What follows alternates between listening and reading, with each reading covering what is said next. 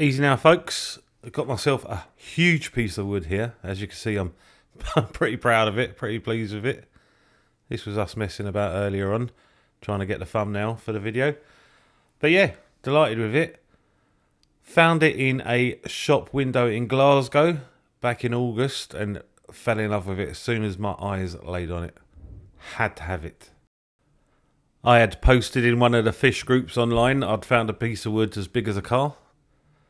And instantly got told off, somebody telling me it was just perspective, it wasn't as big as a car. So, good spot, yep, you know your geometry, but failing to spot the gag there, I reckon. Anyway, it wasn't cheap, and the lady, the store owner, had her eye on it. She said she had intentions for it, but was in the business of making money, so sold it to me, and I'm chuffed that she did.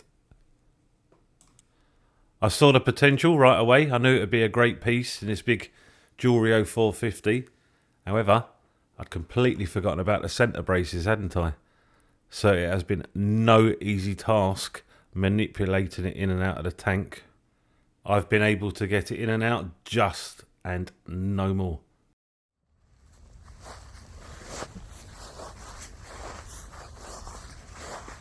It's pretty cold here just now, -2 today.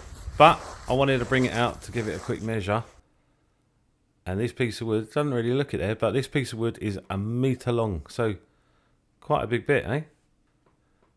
You can see the steam coming off it, in fact, where it's been in the tank and then hitting the cold atmosphere. Anyway, like I said, that was back in August I got it. And I've had it in the tank since then. If you see on the right-hand side, the branch, if that's what you would call it, that is kind of jammed up underneath one of the centre braces, keeping it submerged because obviously it's ever so buoyant. Didn't want to sink at all, so I had to kind of wedge it in place so that it got waterlogged over time. It was way too big to try and boil it in something. And if I'm going to soak it in something, well, I thought I might as well soak it in the tank. I could have maybe attached it to some slate, but I didn't really want to drill it anywhere because I wasn't sure of the positioning yet. And I really wasn't wanting to tie it to anything in case it didn't hold dead tight. Plus, it ruined the look of the thing. It looks not too bad while it's in there. Fast forward 4 months then, and doing a water change the other day, it looked to me like it was sunk. It looked to me like it wasn't trying to rise up out of the water anymore, which I was super excited about. I've had to be ever so patient. One of the things about this hobby is teaching us patience, isn't it? But you know what it's like when you're excited for something. It was hard, it was tricky. When I noticed that it wasn't trying to leap up out of the water anymore though the other day, I thought the wait was over. I thought that's brilliant. Super happy about that. Turns out it's not quite there. It's almost sunk, but it does need a couple of rocks on top just to keep it in place for now.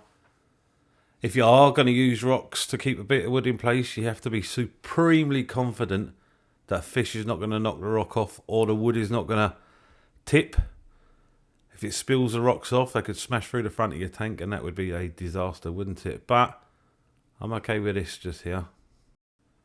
I have given each rock a wee tap, a wee prod, so I know no fish are going to knock it off. And yeah, the wood is sufficiently waterlogged to stay where it is with those on it. So, that's okay. It's kind of bittersweet in a way because for many, many years, this has been my favourite piece of wood in a big tank. This kind of root-shaped piece. And you see that in the middle? It's got kind of several layers of hollows that the plecos just love hanging out in. That's where my green phantom likes to sit. But I don't think there's space enough for both of these pieces of wood. So I might need to take this one out for a while. Worth it, but, isn't it? I think it looks fantastic in there, I really do.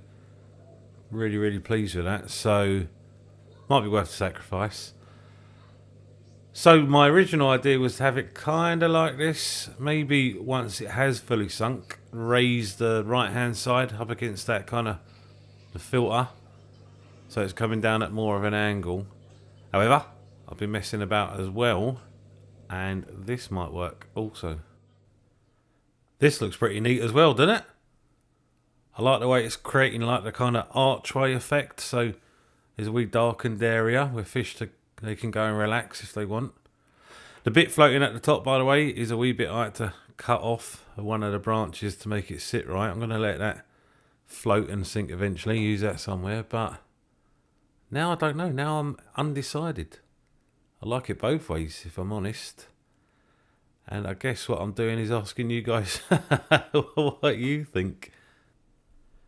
Not really my usual kind of video, is it? I don't know if you'd call this a kind of a vlog style or what, but I was kind of throwing it out there, thinking you might help me decide what I'm going to do with this bit of wood eventually, because totally made up. I think it's fantastic either way.